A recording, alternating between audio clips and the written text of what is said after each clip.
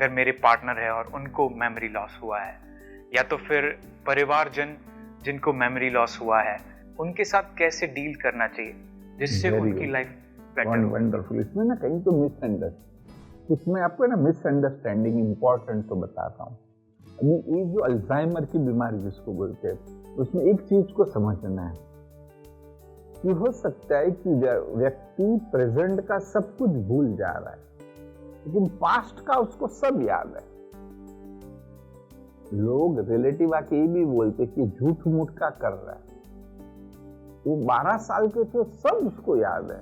वो अभी का भूल रहे कि वो चीज कहाँ रखी थी, मैंने चश्मा कहाँ रखा, ढूंढ के दो बोलते है ना, हमको तंग करते।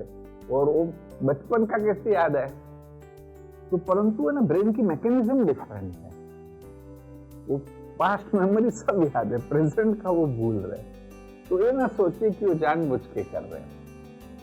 और दूसरा एक ये समझना है कि बेसिक है ना कुछ इनर विस्डम उनकी रहती है। कुछ चीजें जैसे ना कोई व्यक्ति सब कुछ भूल गया, लेकिन वो कोई प्रार्थना करता हो, सपोज जो भी उनके धर्म की प्रार्थना हो सकता है उसको पूरी याद है। अपने को आश्चर्य होगा कि उसको रात दिन भी याद नहीं, लेकिन वो प्रार्थना उसको याद है। तो क्योंकि वो उसका वो फंडामेंट है।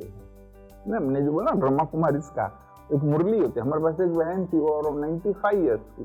घर वाले बोलते सर ये कुछ भी नहीं कर पाती है, खाना खाया तो भी भूल जाती, वापस दो बोलती है, लेकिन उसके हाथ में मुरली दे दो पूरा पढ़ रही है, पूरा का पूरा वो पढ़ रही है।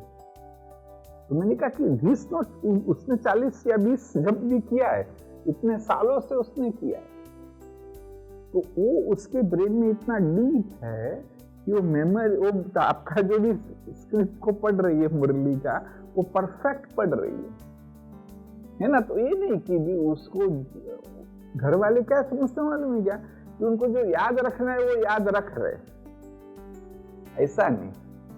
वो तो क्योंकि उन्होंने बहुत बार किया है कोई भी चीज, वो उनको परफेक्ट याद है।